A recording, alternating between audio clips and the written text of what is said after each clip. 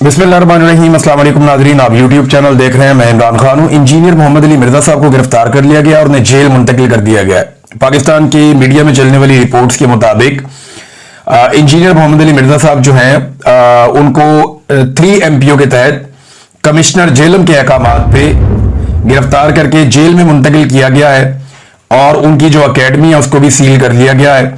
कुछ मजहबी जमातों के जो लोग हैं वो जाकर मिले थे इंतजामिया से और उन्होंने कोई दरख्वास्त दायर की थी और एक उलमा का फतवा भी उनके खिलाफ आया और उलमा के वफूद ने आज ज़िले इंतजामिया से खुसूसी तौर पर मुलाकात की और गिरफ्तारी का मुतालबा किया था, तो उनकी गिरफ्तारी हो गई। आसिफ जलाली साहब हैं एक आलम दीन, उन्होंने एक फतवा दिया हुआ है इस हवाले से।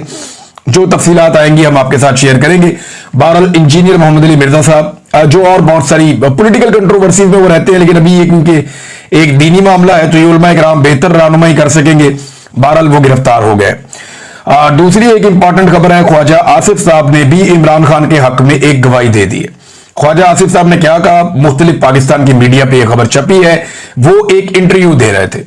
इंटरव्यू देते हुए ख्वाजा आसिफ साहब ने एक बड़ा जबरदस्त इंकशाफ किया और उन्होंने ये बताया कि जब पाकिस्तान तहरीक इंसाफ का दौरे हुकूमत था तो उस वक्त जनरल बाजवा के ससुर ने, ये जनरल रिटायर एजाज साहब थे गालिबन उनका नाम, ये लाहौर DHA में रहते थे। तो जो जनरल बाजवा के ससुर हैं गालिबन वही रहते थे। जनरल बाजवा के ससुर ने उन्हें अपने घर पे बुलाया और बेसमेंट में लेकर चले गए और वहां जाकर कहा कि नवाज शरीफ की गुजरांवाला की जो तकरीर है उसमें उन्होंने जनरल बाजवा और जनरल फैज हमीद का नाम लिया है, तो तुम इसकी मजम्मत कर दो, ख्वाजा आसिफ को कहा, और अपने आप को इससे अलग कर दो। अब ख्वाजा आसिफ ने कहा कि राणा तनवीर भी इस बात के गवाह है कि मैंने जनरल बाजवा के ससुर से कहा कि मैं ऐसा नहीं करूंगा, जिस पर मुझे कहा गया कि बात नहीं मानेंगे तो आपके खिलाफ नैब का केस बन जाएगा।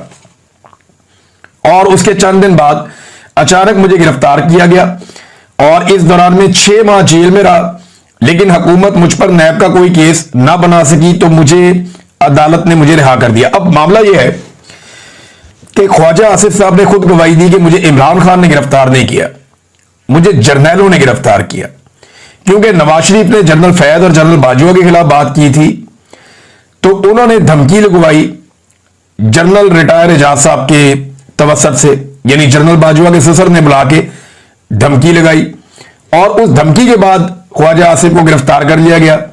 तो जर्नैल मार रहे थे PMLN को, ये ख्वाजा आसिफ साहब ने कहा। तो इमरान खान साहब तो इसमें कहीं नहीं है ना। इमरान खान साहब तो खुद कहते थे कि नैब को तो कंट्रोल ही वो करते थे, और ये मैं जाती तौर पे जानता हूं कि नैब को बाकायदा उस वक्त मिलिट्री जर्नल्स कंट्रोल करते थे, एजेंसियां कंट्रोल करती थी, जैसे आज भी एजेंसियां ही नैब को कंट्रोल करती हैं। तो ख्वाजा आसिफ साहब ने कहा, और सवाल यह पैदा होता है कि ख्वाजा आसिफ साहब फिर चुप क्यों रहे। तब से लेकर अब तक ख्वाजा आसिफ साहब ने ऐसी कोई बात ही नहीं की। आज तक ख्वाजा आसिफ साहब ने इस बारे में एक लफ्ज नहीं बोला।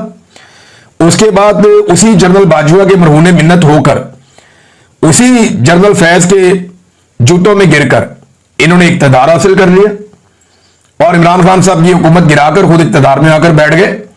अगर वो जर्नैल इतने बुरे थे तो इनको चाहिए था ना उन्हें एक्सपोज करते, या कम से कम वजीर दिफा बनने के बाद ख्वाजा आसिफ को चाहिए था कि उस शख्स पे कानूनी कार्रवाई करते जिसने इन्हें धमकी दी थी कि मैं तुम्हें गिरफ्तार करवा दूंगा या तुम्हें गिरफ्तार कर लिया जाएगा और तुम पे नैब का केस बना दिया जाएगा अगर तुमने अपने आप को इससे अलग ना किया और इसकी मजम्मत ना की। तो ख्वाजा आसिफ साहब ने एक तो बहुत देर से ये बात की, यानी रिटायर्ड जर्नैलों को उनके रिश्तेदारों को मारना बहुत आसान होता है, इनको हाजिर ड्यूटी माई बाप चाहिए होता है।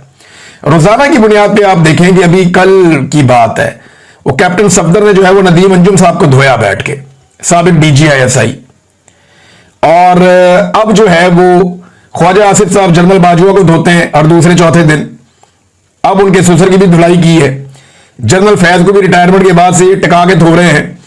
तो मामला ये है कि जिस वक्त ये जर्नैल मौजूद थे तब तो इनके जूतों के तस्मों के साथ लटक के ये लोग इक्तदार में आए थे, ये एक सच है। लेकिन चले, एक अच्छी बात है कि ख्वाजा आसिफ साहब ने इमरान खान साहब के हक में गवाही दी और ये कहा कि उस वक्त भी जर्नैलों ने उनके साथ जो किया था वो किया था, और इमरान खान साहब ये कह चुके हैं कि जनाब नैब तो वो कंट्रोल करते थे।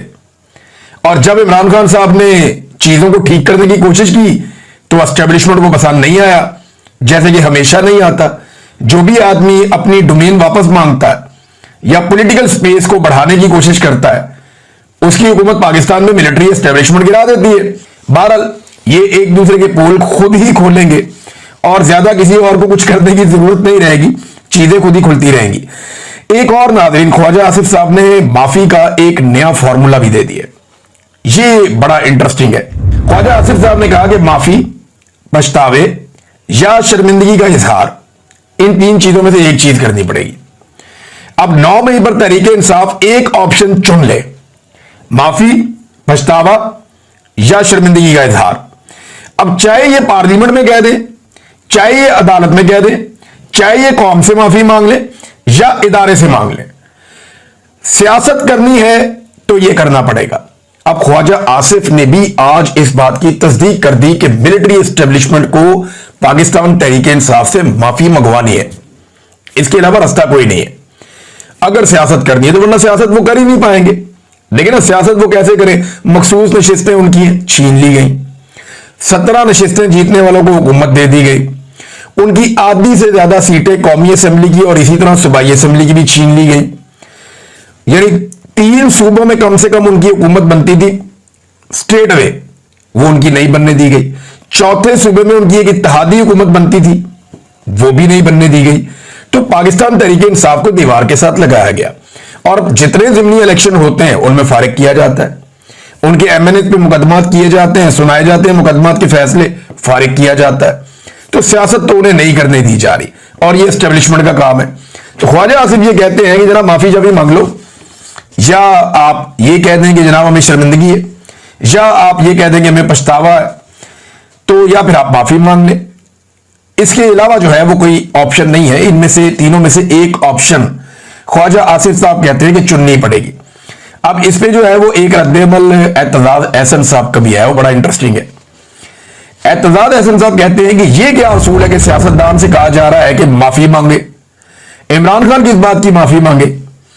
9 मई पर इंतजामिया और आईजी पंजाब को माफी मांगनी चाहिए।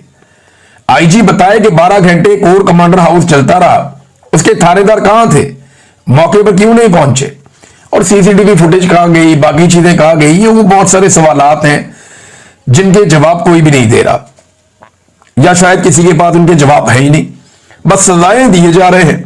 अब राणा सनाउल्लाह साहब के डेरे पे हमले वाला जो मामला है, उसके ऊपर जनाब बड़ा रोला पड़ गया है कि जनाब डेरे के ऊपर एहतजाज हो रहा था और तोड़फोड़ हुई है, तो इसका मुकदमा दर्ज किया गया। तो मुद्दई राणा साहब को बनना चाहिए था। कुछ लोग कह रहे हैं जी रियासत मुद्दई बन गई है, वो क्यों हुआ? चले ये तो आप छोड़े बात। मामला ये है कि तोड़फोड़ का जो केस है उसमें जो सजाएं दी जा रही हैं वो तो ऐसे दी जा रही हैं कि कोई कत्लो गारतगिरी हो गई है। 10-10 साल की सजाएं दे दी उठा के 60 के करीब बंदों को, और उसके अलावा कई बंदों को जो है वो 3-3 साल की सजाएं दे दी। ना कोई एक बंदा जख्मी हुआ, ना कोई एक बंदा जाँ बहक हुआ, ना कोई कत्ल हुआ, ना कोई जख्मी हुआ, और सजाएं दे दी दहशतगर्दी वाले मामला डाल के। अब यही राणा सनाउल्लाह है, जब ये वजीर कानून थे और पंजाब की पुलिस को और सारे निजाम को कंट्रोल करते थे, तो इन लोगों के ऑर्डर के ऊपर गोली चलाई गई मॉडल टाउन में, और जब वहां गोली चलती है तो उसमें 14 लोग शहीद हो जाते हैं, जाँ बहक हो जाते हैं, और उसमें दर्जनों लोगों को गोलियां लग जाती हैं, लोग अस्पतालों में पहुंच जाते हैं, खवातीन के मुंह के ऊपर गोलियां मारी जाती हैं, हामला खातून जो है उसे शहीद कर दिया जाता है। आज 11 साल गुजर गए, उस मामले में अब तक इंसाफ नहीं हो सका। यानी जब एस्टेब्लिशमेंट चाहे तो आप ये देखें कैसे वो नाइंसाफी को भी इंसाफ बना देते हैं, और जब एस्टेब्लिशमेंट साथ खड़ी हो जाए तो जो इंसाफ करना भी होता है ना उसे भी रोक देते हैं। यानी वहां लाशें गिरी थी, 14 लाशें थी, दर्जनों जख्मी थे, कत्ल और इकदाम कत्ल के मामला थे, किसी को सजा नहीं हुई। और यहां पे जनाब क्या हुआ कि कोई एक बंदा भी जख्मी या हलाक नहीं हुआ, और यहां पे धड़ाधड़ सजाएं सुनाई जा रही हैं। रियासत है ना, जिस तरफ मर्जी मामला ले जाए। ख्वाजा आसिफ ठीक कहते हैं ना कि फिर सियासत नहीं करने देंगे, कोई भी काम नहीं करने देंगे, और मामला उसी तरफ चल रहा है। उमर अयूब साहब ने सजा के ऊपर अपना रद्देअमल दिया। उमर अयूब साहब कहते हैं कि मुझे दीगर तहरीक इंसाफ के रहनुमाओं और कारकुनों को आज एटीसी फैसलाबाद के जज जावेद इकबाल शेख ने राणा सनाउल्लाह के घर पर मुबैना हमले के झूठे इल्जाम में 10 साल कैद की सजा सुना दी। मैं उस जगह कभी मौजूद ही नहीं था और इस्तगासा के किसी गवाह ने मेरा नाम तक नहीं लिया। मजीद ये कि इन्हीं गवाहों की गवाही को गुज़िश्ता साल एटीसी सरगोदा ने मुस्तरद कर दिया था और इन्हें झूठा करार दिया था। इस फैसले के बाद मेरे खिलाफ मजमूई तौर पर कैद की सजाएं 40 साल की हो गई हैं। अब वो ये कहते हैं कि 28 दिसंबर 2007 को बेनजीर भुट्टो जब कत्ल हुई तो उनकी शहादत के बाद पीपल्स पार्टी के कारकुनों ने हरिपुर में मेरे घर पर हमला किया और जलाने की कोशिश की, मगर उस वक्त ना कोई गिरफ्तारी हुई और ना ही किसी को सजा सुनाई गई। अब आगे वो एंड में जाके कहते हैं कि जनाब ये तो फस्तायत हो रही है और बदतरीन फस्तायत हो रही है, मगर मैं हमेशा तहरीक इंसाफ और अपने कायद इमरान खान का सिपाही रहूंगा। इंशाल्लाह इमरान खान पाकिस्तान के वजीर आजम बनेंगे। ये जनाब कह रहे हैं उमर अयूब साहब, उनका रद्द-ए-अमल है, वो गए ही नहीं उस तरफ जिस तरफ मुकदमा उन पर डाल दिया पकड़ के, तल्लक ही कोई नहीं। और जितना नुकसान बेनजीर की शहादत के ऊपर पीपल्स पार्टी ने किया था उसकी तो मिसाल ही कोई नहीं मिलती। तो भाई वो बर्बादी फेर दी थी पीपल्स पार्टी ने, अरबों डॉलर का नुकसान कर दिया था पाकिस्तान का, लेकिन कुछ नहीं किया गया। रियासत खामोश हो गई कि आगे बढ़ना। लेकिन ये 9 मई के अंदर जो है ना एक जिद पकड़ी और इसको बहाना बनाकर एक पॉलिटिकल पार्टी को विक्टिमाइज किया जा रहा है, दीवार के साथ लगाया जा रहा है। ये बहाना है और कुछ नहीं है। अब असद कैसर साहब जैसे एक, यानी असद कैसर जैसा बंदा जो ज्यादा शिद्दत में भी नहीं जाते, ये तो वो बंदा है जिसने रूलिंग भी नहीं दी थी, काजम सूरी साहब को देनी पड़ी थी, बड़े मोहतात रहते हैं। अब उनके घर पे छापे मारे जा रहे हैं। असद कैसर साहब कहते हैं कि थोड़ी देर पहले तकरीबन 10:30 बजे रात का वक्त था, अब मेरे इस्लामाबाद वाले घर पर पुलिस ने गैर कानूनी तौर पर छापा मारा। मेरे पास पेशावर हाई कोर्ट की तरफ से दी गई जमानत मौजूद है, लेकिन इसके बावजूद पुलिस हरासा करने से बाज नहीं आती। अगर इनका ये ख्याल है कि हम इन ओछे हथकंडों से डर जाएंगे तो ये इनकी गलतफहमी है। हम ना पहले डरे हैं और ना आगे डरेंगे। हम इस जालिम निजाम के सामने डट कर खड़े हैं और खड़े रहेंगे। देखिए ये ना पाकिस्तान तहरीक इंसाफ को कुछ का कुछ बना रहे हैं। ये चले जाना है इन एस्टेब्लिशमेंट के लोगों ने, ये पीएमएलएन और पीपल्स पार्टी के समझने की बात है कि ये जो एस्टेब्लिशमेंट की अभी एक हायरार्की है ना, जिसमें फील्ड मार्शल साहब है, डीजीआईएसआई है, ये 2 4 5 6 और ये सेक्टर कमांडर्स या कोई सीनियर ऑफिसर्स हैं, इन्होंने हमेशा नहीं रहना, इन्होंने चले जाना है। लेकिन आपने और आपके बच्चों ने या आपकी पॉलिटिकल पार्टीज ने यहीं पे सियासत करनी है। ये आपकी सियासी मुखालिफ जमात जो पाकिस्तान तहरीक इंसाफ है उसके ऊपर आयरन कोटिंग कर रहे हैं, उन्हें लोहे का बना रहे हैं। वो उन्हें इतना मजबूत कर देंगे कि कल आप कई दहाइयों तक फिर उनका मुकाबला करने के काबिल नहीं रहेंगे। अगर इसी तरह पाकिस्तान तहरीक इंसाफ मजीद मार खाती रही ना कुछ अरसा और, तो वो एक लोहे की जमात बन जाएगी। लोहे की जमात उन्हें बना तो दिया ऑलमोस्ट। तो जो कुछ उनके साथ जुल्म और फस्तायत की जा रही है, जितने लोगों को, यानी जो लोग नरम भी थे ना पाकिस्तान तहरीक इंसाफ में, उनको भी मजबूत बनाया, खवातीन को बहादुर बना दिया। कोई और पॉलिटिकल पार्टी उनका मुकाबला करने का सोच ही नहीं सकती मजहबी सियासी जमातों के अलावा। यह बात पीपल्स पार्टी और पीएमएलएन के सोचने की है। यह बात बाकी पॉलिटिकल पार्टीज के सोचने की, जमहूरी पॉलिटिकल पार्टीज हैं कि एस्टेब्लिशमेंट उनका भला कर रही है या उनके लिए एक मुस्तकिल बहुत ताकतवर मुखालिफ पैदा कर रही है। अब ये तो हो रहा है। बहरहाल ये लोग तो चले जाएंगे अपनी नौकरियों से रिटायर होके, तो बाकी जिन्होंने निमटना है वो जाने और उनका काम जाने। हसन न्यादी साहब की जो वालदा है नौरीन खान न्यादी साहबा, उन्होंने स्टेटमेंट दिया है, एक इंटरव्यू उन्होंने दिया। ये इंपॉर्टेंट स्टेटमेंट है, मैं आपके सामने रख देता हूं। और साथ में एक स्टेटमेंट जो है वो शाहिद खटक साहब ने भी दिया। अब ये दोनों स्टेटमेंट शेर अफजल मरवत के बारे में है। अच्छा, ये हसन न्यादी साहब की जो वालदा है वो कहती हैं कि शेर शाह ने कहा कि मुल्क से बाहर रहकर मैं तंग आ गया हूं, अब चाहे मुझे पकड़े, मैं वापस आ रहा हूं। शेर मरवत जैसों को जो मैसेज आता है उन्होंने बोल देना है, मैं उसकी बात नहीं करना चाहती। इन लोगों ने शैतानियां की कि हसन पकड़ा गया, शेर शाह को भी पकड़ो। अब ये हसन की वालदा कह रही हैं। शेर अफजल का मैं नाम तक नहीं लेना चाहती। ये हर वो काम कर रहे हैं जो उन्हें फीड किया जाता है। हसान मेरा बेटा है तो शेर शाह भी मेरा बेटा है। हसान 9 मई को तकरीर कर रहा था क्योंकि पास खड़े मुजाहिरीन में से एक नौजवान को गोली लगी थी। मैं होती तो शायद ज्यादा सख्त तकरीर करती। शाहिद खट्टक साहब ने क्या कहा? शेर अफजल को कौन जानता था? उसकी क्या हैसियत थी?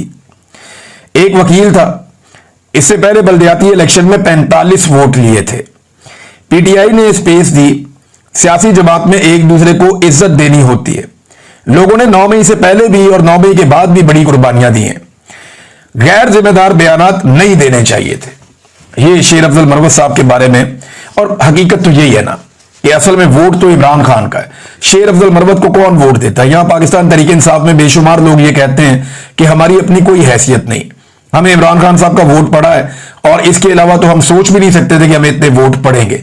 ये बहुत सारे लोग मुझे कहते हैं, लेकिन शेर अफजल मरवत साहब शायद ये बात अपने अंदर तस्लीम नहीं कर पा रहे, या वो ये हौसला पैदा नहीं कर पा रहे कि वो इस बात को तस्लीम कर सकें।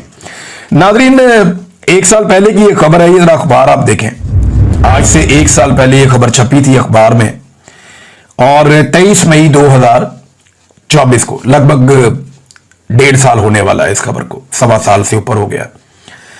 ये खबर छपी जनाब अखबार के अंदर, और खबर ये थी कि यूएई यानी मुत्तहिदा अरब अमारात पाकिस्तान में सरमायाकारी के लिए $10 अरब उन्होंने मुख्तस कर दिए हैं। शहबाज शरीफ ने बताया था उस दिन के हमने जनाब कशकोल तोड़ दिया है, और शहबाज शरीफ साहब ने कहा जी कशकोल टूट गया, हम आवाम को तरबियत देंगे। वजीर आजम IT कंपनियों की मफामती याददाश्तों पर दस्तखत हो गए, और चीनी की कीमत में इजाफा कबूल नहीं है, और यानी 140 रुपए पूरा साल 140 रुपए चीनी फरामी की जाए, इसको यकीनी बनाया जाए, और बहुत सारी और बातें की इन्होंने। अब ये शहबाज शरीफ साहब के दावे थे, लेकिन आज तकरीबन 1.25 साल गुजर गया, कोई $1 अरब भी आया? किधर है, कहां आया? $10 अरब के दावे किए शहबाज शरीफ ने। इन्होंने कौम को ट्रक की बत्ती के पीछे ही लगाया हमेशा। वो चीनी जो इसके अंदर बयान लगा हुआ 140 वाली, वो 200 से ऊपर की बिकती रही अभी, और अभी और ऊपर जाएगी, जो ये बाहर से कारनामा करके इंपोर्ट कर रहे हैं। पहले बाहर एक्सपोर्ट कर दी, अब वापस इंपोर्ट कर रहे हैं। ये इनकी हरकतें जिनकी वजह से पाकिस्तान यहां तक पहुंच गया। और यहां पे एक जज साहब का बयान है नाज़रीन, वो बड़ा इंटरेस्टिंग है। जज साहब ये कहते हैं कि आर्टिकल 10A के तहत फेयर ट्रायल एक बुनियादी हक है। ये देखें आप, ये एक्सप्रेस न्यूज के ऊपर खबर छपी हुई है, और सुप्रीम कोर्ट ऑफ पाकिस्तान से मुअज़्ज़िज़ जज ने यह बात की है कि जस्टिस मोहम्मद अली मजहर ये केस सुन रहे थे। इन्होंने कहा जी कि फेयर ट्रायल का हक आइन के आर्टिकल 10A के तहत एक बुनियादी हक बन गया है।